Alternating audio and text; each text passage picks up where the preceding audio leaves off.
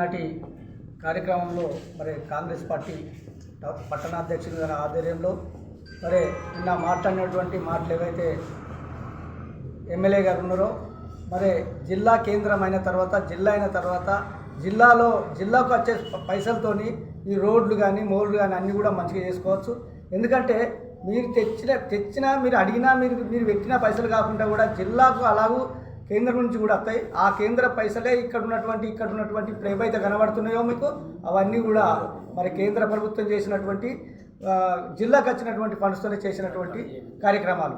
కాబట్టి మేమే చేసినాం ఇక్కడ అని చెప్పడం సమస్య కాదు. మీరు కూడా ఎవరు ప్రభుత్వంలో ఉంటే వాళ్ళు ఎట్టి పరిస్థితుల్లో ఇప్పుడు కాంగ్రెస్ ప్రభుత్వంలో కూడా చేసడానికి మేము ముందున్నాం. మొన్ననే వచ్చిన కూడా కోటి చిల్లర మేము పైసలు ఖర్చు పెట్టడం జరిగింది. అదేవిధంగా ఇప్పుడు ఎస్సీ కాంపౌండ్ కింద కూడా ప్రతి గ్రామంలో ఎస్సీ కాంపౌండ్ కింద కూడా పైసలు ఇవ్వడం జరిగింది. అది కూడా అన్ని కూడా లెటర్స్ పోయినాయి. ఇప్పుడు సిరిసిల్ల కూడా ఎస్సీ వార్డులు ఏవేవైతున్నాయో ఆ వార్డులలో కూడా మరి అభివృద్ధి కార్యక్రమాలకు కూడా పంపడం జరిగింది. ఎందుకంటే ఎవరైతే ప్రభుత్వంలో ఉంటారో వాళ్ళందరూ కూడా చేస్తారు. మీరు 40 కోట్లు తీసుకుపోయినారని అన్నారు. అది ప్రభుత్వం చేసేటువంటి సెక్రటరేట్ వాళ్ళు చేసేటువంటి కార్యక్రమం. ఇది మేము కాంగ్రెస్ పార్టీలోకి తీసుకుపోయి వాళ్ళకి ఇచ్చినట్టు అట్లా మాట్లాడడం సమావేశం కాదు. మీరు కూడా మరి ఈరోజు నిన్నటి రోజు మా ఆది శ్రీనివాస్ గారు ప్రభుత్వ వైపు గారు మొత్తం మందికి బీజేపీ కాంగ్రెస్ టీఆర్ఎస్ వాళ్ళందరూ కూడా సన్మానం చేయడం జరిగింది. మీరు ఒక టీఆర్ఎస్ వాళ్ళు మీ ఆఫీస్లో పిలుచుకొని కడవలేసి పంపడం జరిగింది. అది సమంజసం కాదు. ఇక్కడ ఉన్నటువంటి అందరూ కూడా ఇప్పుడు మీరు కూడా ఒక ఎమ్మెల్యే గెలిచిందంటే మీరు కూడా మున్సిపల్కి రావచ్చు. మీరు అందరూ కూడా మా మున్సిపల్లో కూడా మీరు చేసుకోవచ్చు. కానీ మీ కార్యకర్తలకు మీ పార్టీలో గెలిచిన వాళ్ళకే చేసింది కాబట్టి మీరు అది సమంజసం కాదని చెప్పి మన ఎమ్మెల్యే గారికి కోరడం జరుగుతుంది. అలాగే వేదిక పైన ఉన్నటువంటి కాంగ్రెస్ నాయకులకు నిన్నటి రోజున గౌరవ ఎమ్మెల్యే గారు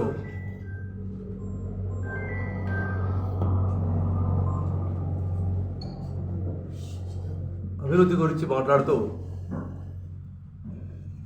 2014 కంటే ముందు సిరిసిల్ల స్వరూపమేమి, వేములవాడ స్వరూపమేంది, ఆ తర్వాత 9.5 సంవత్సరాల్లో జరిగినట్టు అభివృద్ధి కళ్ళ కనపడతలేవు అనడం జరిగింది.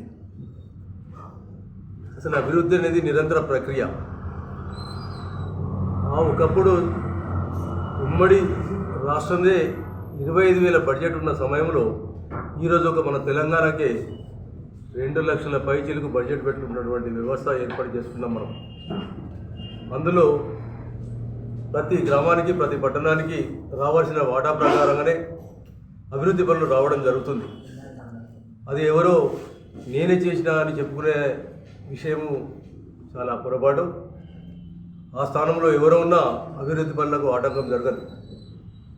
అలాగే 40 కోట్లు సిరిసిల్లలో మున్సిపల్ ద్వారా మేము ఇచ్చినటువంటి ఫండ్స్ను రాకుండా కాంగ్రెస్ ప్రభుత్వం అడ్డుపడ్డదని చెప్పారు. అది ఆల్రెడీ TUFICD ద్వారా టెండర్లు కూడా పిలవడం జరిగింది. టెండర్లు పిలిచిన తర్వాత దాన్ని టెండర్ ప్రక్రియ కోసం కమిషనరేట్కి పంపడం జరుగుతుంది. అది పంపేలోపే ఎన్నికల కోడ్ రావడం జరిగింది. ఎన్నికల కోడ్ వచ్చిన తర్వాత ప్రిన్సిపల్ సెక్రటరీ గారి ద్వారా ఇంతకుముందు ఏదైతే పనులు మొదలు పెట్టని మాత్రం ఆపమని చెప్పి ఆదేశించడమే జరిగింది తప్ప అభివృద్ధి పనులు నిరోధించుకోవడానికి కాదు. ఒక విషయం మీరు చిన్నగా ఒక ముఖ్యమంత్రి కొడుకు స్థాయిలో ఉండి 2 లక్షల కోట్ల బడ్జెట్ పెట్టి రాష్ట్ర ప్రభుత్వ స్థాయిలో ఉండి మేము ఒక SDF ఫండ్స్ ద్వారా 1,26,00,000 తెచ్చుకొని మా కార్యకర్తలకు కానీ ఇతరులకు పనులు చేయించుకున్నటకు మేము దాన్ని వినియోగించటకు మేము ఈ ద్వారా కోరుకుంటే ఈకి ఫోన్ చేసి దాన్ని పనులు ఆపించడం జరిగింది. అది అభివృద్ధి నిరోధకం మీదా మాదా అనేది మీరు ఆలోచించుకోవాల్సిన అవసరం ఉన్నది. మీరు ఏదైతే ఇక్కడ ఇసుక మాఫియా, ఆ మాఫియా, ఈ మాఫియాలను మొదలుపెట్టి ఒక సిరిసిల్లలో మాకు 250 రూపాయలు 300 రూపాయలకు ఇసుక దొరికే ట్రాక్టర్లు ఈరోజు దానికి 2,000 3,000 వరకు తెచ్చినటువంటి ఘనత వ్యవస్థ మీది. కాబట్టి మీరు అక్రమంగా దోచుకున్నటువంటి ఆస్తులు, మీ యొక్క అనునయులు దోచుకున్నటువంటి ఆస్తులు మీకు అన్నీ తెలుసు.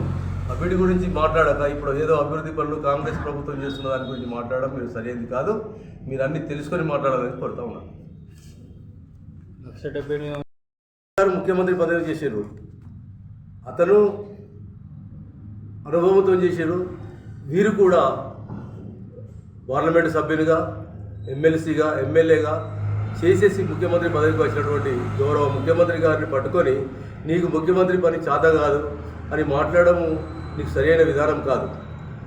మొన్ననే దావోస్ పర్యటనకు పోయి కనీవిని గారి రీతిలో 1.78 లక్షల కోట్ల రూపాయలు పెట్టుబడులు తెచ్చినటువంటి మహానుభావుడు మా ముఖ్యమంత్రి రేవంత్ రెడ్డి గారు. దాదాపు 50,000 పైచిలకు ఉద్యోగాలకు కమిట్మెంట్ తీసుకున్నట్టు వచ్చినటువంటి మహానేత మా యొక్క రేవంత్ రెడ్డి గారు. మీరు అవన్నీ చూసుకుంటూ ఓర్వలేని మాటలు మాట్లాడుతున్నారు.